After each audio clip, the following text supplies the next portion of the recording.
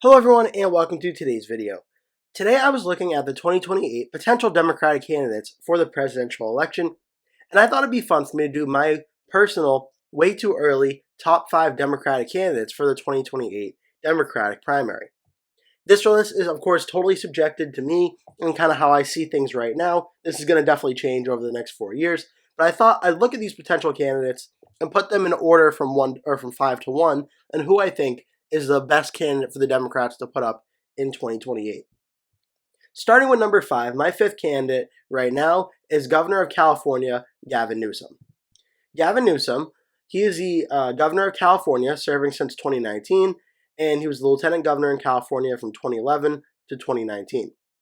Newsom has been around for a while now, and he's won some very close elections, including the 2010 election where he did run for governor, I believe, but he did lose to Jerry Brown, the Democratic candidate. He was then elected in 2018, where he was running for the election. He ran against Republican John Cox and won in a landslide victory.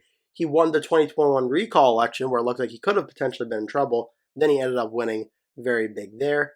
And then he won re-election in the 2022 election. Newsom has long been speculated as a potential Democratic candidate in either 2028 or even if Biden did not run in 2024, potentially 2024. All signs seem to point that he's going to be running for president in 2028. And I have him at number 5 because he is governor of the state of California, and California did just vote for Kamala Harris by over 20 points. It is also Harris's home state as well. And one of the problems Harris faced was being a California Democrat or a California liberal and not being able to appeal to a lot of working class voters throughout, for instance, the Midwest part of the country. Would Gavin Newsom, being the governor of California and arguably having policies that are even farther to the left than Kamala Harris, would he encounter a similar problem as her in a hypothetical 2028 election against Vice President J.D. Vance?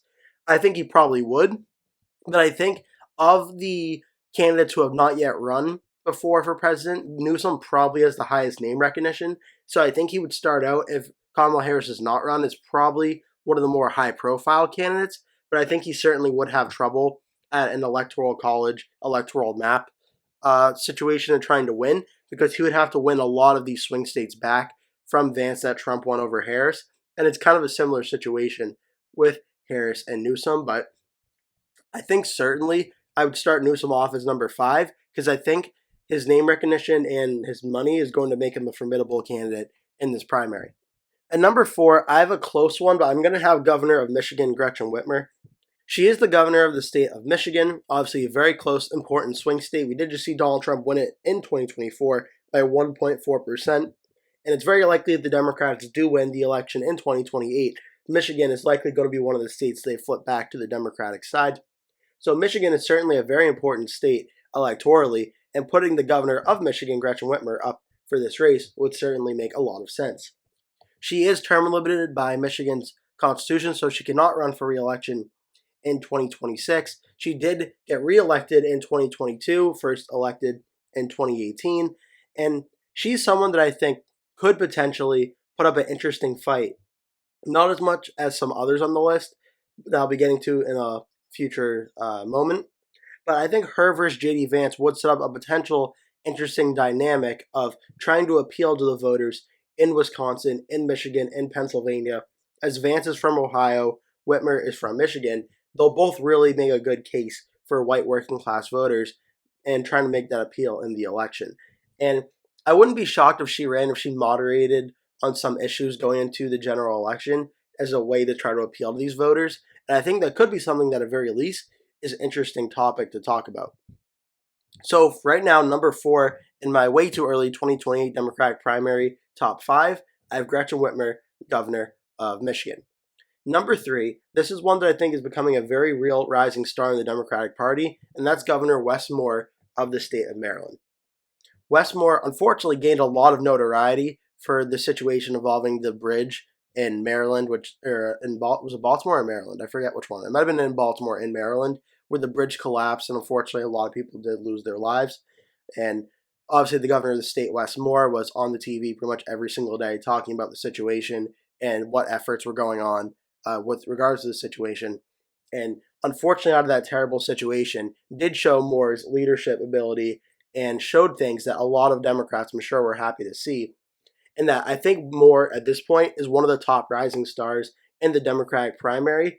And I think a run in 2028 certainly could be in the works. I mean, it's a very easy comparison considering he is an African American Democratic candidate, but I'm sure the appeals to President Obama when he ran sort of out of nowhere in 2008, rose up the Democratic primary ranks, went on to be the nominee, and won in a landslide election. I'm sure Democrats, especially Democratic strategists, are going to see Wes Moore and think, could this potentially be something here? It's also important to mention, I haven't mentioned age too much in this video yet, but he's only 46 years old. Vance is also, I believe, a similar age as well. So it'll be a very interesting election going from what was initially Trump versus Biden, the oldest presidential matchup in history before Biden dropped out for Kamala Harris, to then Vance versus Moore be one of the younger elections we've had in the history of the United States. That could be something very interesting. Moore was elected in the 2022 Maryland governor election, succeeding term-limited Republican Governor Larry Hogan. He also became Maryland's first African-American governor and the third African-American person elected governor in any U.S. state. I'm telling you, in terms of what candidates are like rising stars, people that the Democrats may not have as the leading candidate, but someone to watch that could rise up out of nowhere, kind of the way Donald Trump did in 2016, the way Obama did in 2008. I think Wes Moore is someone I'm certainly keeping an eye on as one of the stronger Democratic candidates in 2028. So Wes Moore is my number 3 candidate to start out. My number 2 candidate, and this is one where I'm very skeptical about this one because in my own previous statements I've contradicted myself on this one, but my number 2 candidate is Vice President Kamala Harris. And the reason I'm seeing this is, yes, Kamala Harris right now, the Vice President of the United States, former U.S. Senator and Attorney General from California, she has, since the election's been over, had a very low profile, and yet every single poll that's come out, there's only been about 3 or 4, all show her with a commanding lead over the Democratic primary in 2028. And I understand why that's happening. She was just on the ballot in all 50 states. She's the person most Democrats are familiar with. But if she does decide to run, right now at least the primary is hers for the taking. Yes, there's not a majority of people in the party supporting her, but she has pretty close to a majority. She has similar numbers that J.D. Vance has in the Republican Party right now in regards to support and undecided voters. Harris is actually very similar. And Harris could make the argument that Biden likely, yes, Trump ended up winning 312 to 226, and what in my view is a landslide of election, Trump winning all 7 battleground states, something we've not seen in a long time. You could make the argument Harris might have actually stopped things from getting even worse if it was Trump versus Biden. When Biden dropped out, we did see Trump nearly leading or just behind in New Hampshire, in Minnesota, in New Jersey, and even a lean potential matchup in New York and Virginia. So Harris being the Democratic nominee might have actually saved the Democrats down ballot from doing even worse than they did in November. So could Harris take this and run with it in 2028? Well, there's a few complications. One, there's been some rumors she may run for governor of California in 2026, so maybe she decides to opt for that instead, and then that'd be a very quick turnaround to 2028. I don't think she would run for both. I think she would choose either the governor election or the presidency, one of the two. The other one is being, even though I do think she did better than Joe Biden would have done in the 2024 presidential election, she did also just lose to Donald Trump. And I'm sure if she runs in a primary, one of the first attack ads another Democratic candidate will put up against her is, are we going to renominate the person that lost to Donald Trump? And that could really hurt her chances in a very competitive Democratic primary, which I expect her to be.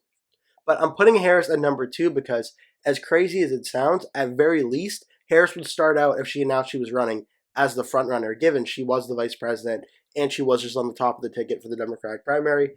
She also, as of right now, does not seem to be taking as much of the blame from the Democratic base as past Democratic nominees who lost the election, like Hillary Clinton, like John Kerry, even like Al Gore, who was also the vice president of the United States at the time. She seems to be not getting as much as that blame, which could actually bode very well for her going into 2028 if she wanted to run. So number 2, I have Kamala Harris.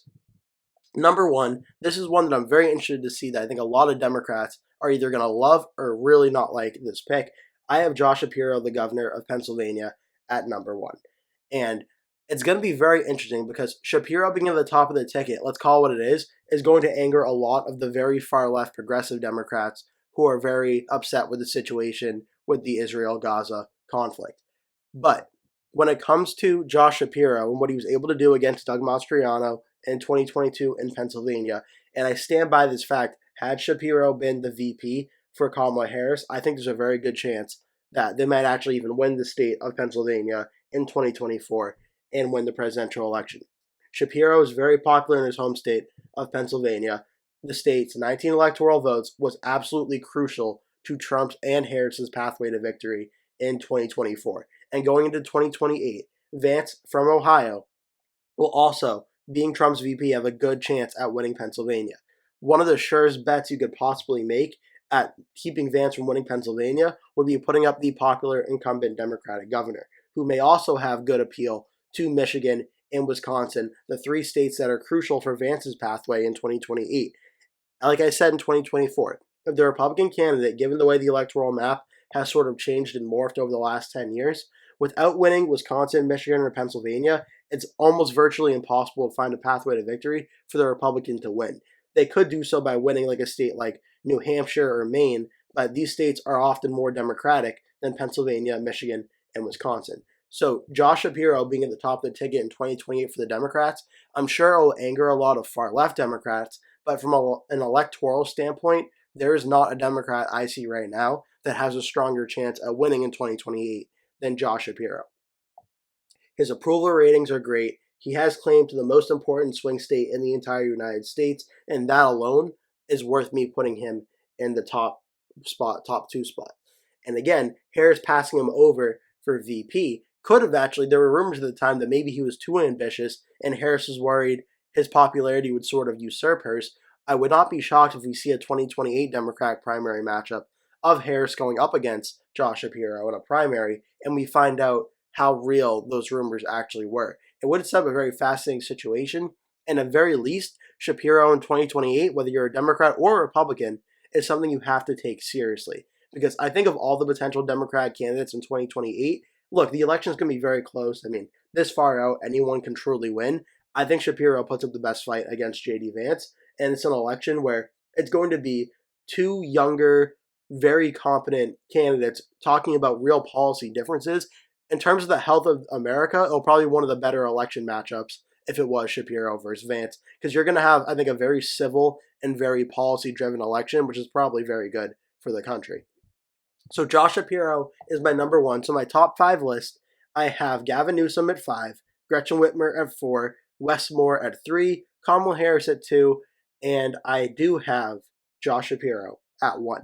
That's my top 5 for right now. Of course, this is subject to change over the next few years. I'm sure it will. I would like to do Democratic presidential predictions at some point. Probably not going to be until at least halfway through 2025, though, because I do want to do some more recaps of 2024 as it just happened. So I'll be focusing on that mostly for the time being, but I do want to get into predicting 2028 at some point.